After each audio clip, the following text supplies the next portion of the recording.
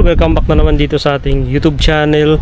At sa araw na ito may bagong vlog na naman tayo. At syempre unang-una huwag nyo kalimutang i-subscribe at i-click yung notification bell dyan sa baba ng ating YouTube channel name. So yun, maraming nagtatanong sa atin at nagre-request about dito sa Rosy Chariot, kasi may mga update na ngayon tayo. So maraming nagtatanong kung magkaano ba yung presyo ngayong taon nitong Rosy Chariot passenger type. So tatlong klase na pala yung chariot ngayon. Meron ng cargo type, meron ng van type, at meron na siyang passenger type. So tatlong klase na yung ating Rosy Chariot. At yun nga, maraming nagtatanong sa atin kung magkano ba yung presyo. At nung kanina tinext ko si Sir Alfred, yun, shout out kay Sir Alfred Alama TV. So chinat ko siya kung magkano na yung update price ng ating Rosy Chariot ngayon. So nagbigay na sa akin ng price at sinend niya kaninang tanghali yung presyo ng ating Rosy Chariot. So yung price niya, binis niya dito po yan sa Tugigaraw na branch dito sa Tugigaraw City. At yun, marami tayong chariot na available dun sa kanilang branch dito sa Penge, Royo, at meron din dun sa Bunton, Tugigaraw branch. So ito yung ating price update, no? Tagabi may nagchat din sa akin na Germany, taga Germany siya, at nagtanong din kung magkano yung price ng Rosy Chariot na passenger type. So ganitong katulad sa akin yan, passenger type. Pang ano lang talaga ito mga ka-best friend, pang pasahero. Pwede rin pang kargahan, kaya lang pag may mga karga ka pwedeng mahulog dito sa likod natin. So yan o, open kasi wala siyang pintuan. So binabala ko pang palagyan ng pintuan yung likod niyan. So sabi niya magkano ba yung passenger type, magkano ba yung cargo type nila. Yung cargo type, yun po yung wala siyang upuan. Yung dito sa left and right wala siyang upuan dyan. So naka open lang siya, pero may bubong dyan mga ka-best friend. Meron siyang roof. So ito, may tanong siya dito. So sabi niya, sir, how much the Rosy Chariot 175. At sabi niya, saan mas maganda, yung Rosy Chariot or yung Kamao na 150 ata, sabi niya. Sabi ko hindi muna ako mag-comment dyan kasi hindi ko pa napag-aralan din yung isa.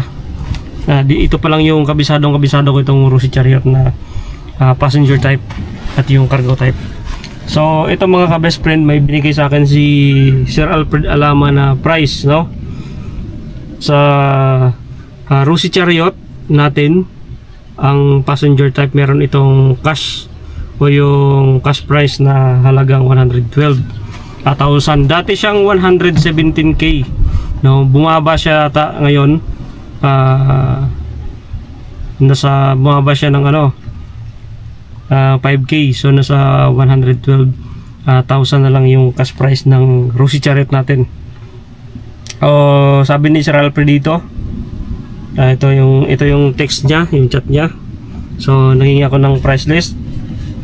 At sabi niya ang down payment natin ay 15k, no?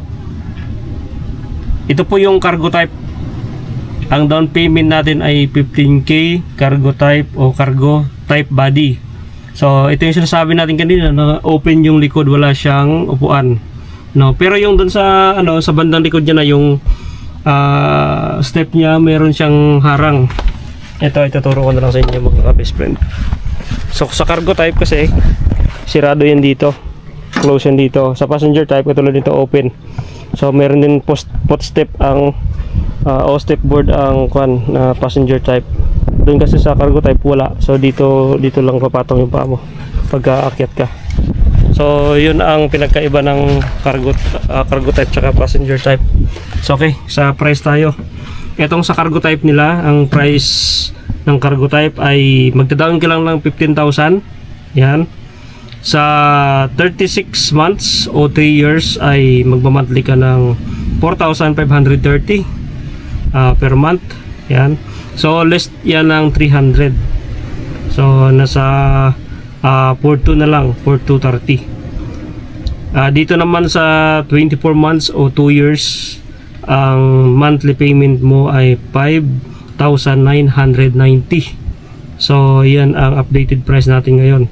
Sa 2 years o 24 months ay 5,990.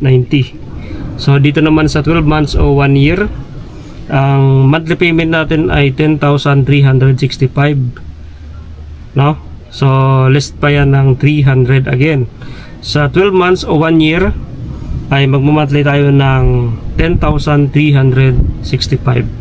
So mapapabilis na yung payment natin. So lahat ng nito mga ka-best friend, lahat ng pagbayad natin, basta updated tayo sa pagbayad, may less po yan na 300 pesos. Then proceed tayo dito sa passenger type. Ito yun siya, ganitong klase passenger type, yung merong upuan left and right, no? And open yung likod sa may pintuan. Ang passenger type, ang down payment din ay 15,000. So same lang ang down payment ng cargo type at passenger type, 15,000. So sa 36 months o 3 years, magma-monthly tayo ng 4,735. So medyo mataas yung price niya compare dun sa cargo type. Siguro sa mga accessories na rin na dinagdag yung sa upuan, no? So may halaga rin kasi yun sa upuan ng passenger type, kaya medyo mahal siya. Then sa 2 years o 24 months ay magmamonthly tayo ng 6,260, no? So again, sa 2 years ng passenger type ay 6,260. So magle-less pa yan ng 300 pesos. So nasa ano na lang yan, mga nasa 5,900 mga dyan. So ayun mga ka-best friend, at sa 1 year o 12 months, yung monthly payment natin ay 10,845. So yun ang ating monthly payment sa 1 year. So less yan siya ng 300 pesos pag updated tayo sa payment ng ating monthly payment. So yun ang ating updated price, ang Rosy Chariot, cargo type at passenger type. So 15,000 ang down payment natin. So ano ba yung requirements na dadalhin natin? Barangay clearance, sidula, valid ID, dalawang valid ID, pwede na. Basta may valid ID ka lang, pwede na yun. Then isang kumikir. So same lang ng requirements ang kumikir at ang kukuha. So ayun,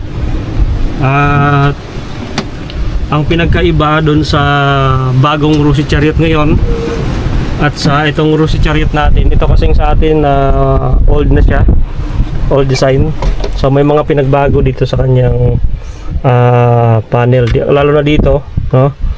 May mga pinagbago dun sa bagong Rosy Chariot. So punta na lang kayo dun sa mga branch nila at mag-inquire, kuha kayo ng requirements list, inquire kayo dun kung magkano yung down payment dun sa mga branch na applyan ninyo. Nationwide naman ang Rosy. Kung magtatanong kayo na may mga pyesa bang mabibilhan yan, syempre meron sa Rosy branch, meron din sa mga kilalang store na malapit sa inyo, auto parts, yun, meron din doon. Basta malaking bodega o malaking store siya, meron po yan na mga pyesa. So ano ba yung mga pyesa na hindi natin mabibili sa mga store diyan, sa mga labas-labas lang? Meron tayong mga pyesa na hindi mabibili dyan, katulad ng ating reverse gear, yan, differential gear, yung mga differential dun sa gear, yung mga hindi natin mabibili kasi minsan ang binibenta dyan ay set na, no? Set na yung mga binibenta dyan. So meron tayong hindi mabibili dyan, katulad ng cross join.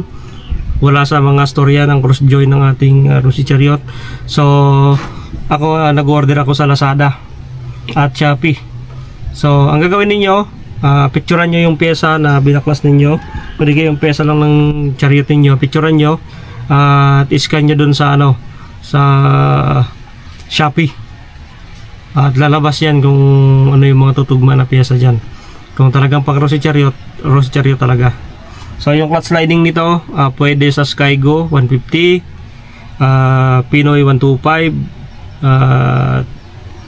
TC, no, Macho. Yun yung mga kaparehas ng clutch sliding niya. So sa mga cable, walang problema yan. Maraming ano dyan, clutch cable, maraming mabibilan yan. Odometer cable, marami dyan. Itong gasoline throttle cable, yan, marami dyan tayo mabibili sa mga store lang. Walang problema yung mga ganyan cable na yan. Kahit saan mabibili natin yan nationwide. Rosie branch at mga naglalakihang mga stores, auto parts, no? So yun nga, nakaraan nagbigay tayo ng tip. So meron mga nagtatanong bakit daw nababasa yun dito. So natural po na nababasa yun dito ay napasok mo yung tubig dyan pagka sobrang lakas talaga. So kaya nga diskarte ko, nilagyan ko dito ng harang ito para hindi tayo mababasa dito sa loob pagka lumakas yung ulan talaga. May mga time kasi talaga na yung ulan papunta dito, yan, so mababasa rin talaga tayo dito na pasahero. So kayo na lang bahala dumiskarte dyan, no? So sa mga baguhan na gustong magkuha ng Chariot, meron po tayong mababasa dito na maintenance. Ayan, oil maintenance. Madali lang po yan, sundan nyo lang yung nakasulat dito. Yan, tingnan nyo lang po, merong nakalagay dito sa tangke ninyo na mga guide, no? Ito yung warning. Ito naman yung guide, no? Chariot 175 oil maintenance, no? Every 1,000 km reading ang change oil natin dyan. So 1 liter ang oil natin. Yan na, tandaan nyo, ang 40 yung oil natin, 40, number 40. So 1,000 ang ating engine oil, yung laman yan, 1,000 ml. Yung mga gear oil naman natin dun sa 90. Yan, nabibili natin yan sa Sea Oil, dun sa Petron. Yan, marami doon sa Petron at Sea Oil. So kung gusto mo talaga original, doon ka bumili. Doon, ang change oil nyan every 1,000 reading din. Atras Abante, itong sinasabi dito na Atras Abante, ito yon, yung reverse natin, yan, reverse gear. So ito naman yung every 2,000 km reading 350, ito yung dual high and low gear. Yan, yung dual high and low gear, ito po yung doon sa ilalim, nasa bandang differential siya. So papakita ko na sa inyo, nakaraan kasi hindi natin so yan po yung high and low gear nya. Kung mapansin nyo, ito po, yan naman yung differential. So yan yung pinapalitan ng oil pagka dating ng 2,000 km ang reading. So minsan magagamit mo yan sa loob ng 3 to 6 months. So every 2 change oil mo, palit ka na yan ng high and low gear oil. So ito naman yung isa, every 2,000 reading, ito yung differential oil, no? 1,000 ml din ang ating ilalagay doon, o 1 liter. So tandaan nyo, huwag kayo maglagay ng kulang, kasi pag kulang delikado yung gear nyo. So andito na, basahin nyo na lang yung mga oil maintenance sa tapat ng tangke. Makikita mo naman yan dyan sa tangke natin. So marami pa kasing nagtatanong sa atin na hindi nila nalalaman na nandyan lang pala yung maintenance ng ating motor. So yun, malinaw na ba yung ating price dito sa ating Chariot? So marami ring nagtanong kung ilang taon na to yung ating re-wheel, no? So ito kasi tinatanong nila bakit daw hindi pa nasisira to. Siguro may grahe daw ako na pinaparadahan. So actually walang grahe ito, nasa labas lang to. Kaya nga lang, yung tiningnan ko itong tela na ginamit nila dito ay makapal siya, ayan, no? Napakakapal niya, kaya hindi basta-basta siya mapunit. Makapal yung tela na ginamit nila dito sa ating dingding, yung lona. Yan, nagtataka nga rin ako, yung tiningnan ko yung ibang Chariot, maninipis lang yung ganito nila. Pero itong sa atin, yung mga unang labas talagang makapal. So yun nga, naisip ko parang malaki yung pabor dun sa mga unang labas ng Chariot, kasi unang-una makapal ito, no? Tumatagal yung makina, talagang matatag. So ito yung mga napansin ko sa Chariot. So kahit abutin pa to ng 2 years, hindi pa to basta-basta masisira yung kanyang dingding. Ito napakatibay. So naglagay din ako ng extinguisher, yan, para kung mayroong short sa ating wire, pwede natin ito spray for emergency, no? So ayan, nagpalit din ako ng upuan. Pinakapalan ko yung aking upuan para hindi masira o malambot pag umupo yung pasahero natin. Yan, hindi matagtag. So kung matagtag man yung ating Chariot, ang importante makapal yung upuan niya, hindi gaano masakit sa puwet yung rebound o yung ito upuan. Kasi yung original na upuan nito manipis lang, kaya masakit sa puwet pagka mag-rebound. Kaya ang ginawa ko, pinadagdagan ko ng foam hanggang pumapal siya ng 3 mga 3 ang kapal nito, 4. So ginamit ko na foam dito, Uratex, yung lumang foam namin na Uratex. So okay naman siya, yan. Hanggang ngayon goods na goods naman yung foam nya. So yun mga ka-best friend, huwag nyo kalimutang i-subscribe yung ating YouTube channel. Huwag nyo kalimutang i-click yung notification bell. Kung may mga tanungan kayo dyan, katanungan kayo sa ating video, comment down below na lang. Ibibigay natin yung mga idea na experience ko dito sa 3-wheel na to. So napaka goods talaga ng 3-wheel na to pagdating sa passenger, no? Talagang kayang kumarga ng, ang pinakamarami kong nakarga dito ay 13 katao. Yan. Dito kasi 4 rin yung kabila. Then yung dun sa likod may nakasakay dun na 2. So bali 10 na. Tapos dito at dito sa gilid. Dito may nakaupo pa dito isang pasahero. May nakaupo pa dun, ay may nakasandal dun isang pasahero. So 13 na nga kami. Pati ay sa driver 13. Kung kayang-kaya naman, pagdating lang sa ahonin na sobrang tarik, talagang binababa ko tong logger nya. Ito. Para hindi mahirapan yung makina. So ganoon lang naman yung sikreto dun sa ahonan. Pagka hindi kinaya, logger lang yung ibababa natin. So marami kasing magtatanong bakit yung iba ay gumagamit ng logger sa palusong. So bawal na bawal yun, tandaan nyo, gumamit ng logger sa palusong. Masisira yung high-end logger ninyo, yung gear, mga gear nya. Kasi imbis na parang siya na yung nagpipreno dun sa ating makina. So nagkakaroon ng bungi-bungi yung ating gear. So yan guys, hanggang dito lang yung ating vlog. Huwag nyo kalimutang i-subscribe yung ating YouTube channel. Marami pa akong isi-share sa inyo about dito sa ating Rusi Chariot. Ginagamit ko na, matagal na to sa akin, nasa megit na 2 years na ginagamit ko. So goods na goods yun. At may isa pa tayong Chariot doon na nasa 3 years na rin mahigit. So cargo type naman yun, yun ang ginagamit natin pang hakutan. Talagang matatag yung cargo type, malakas sa makina talaga.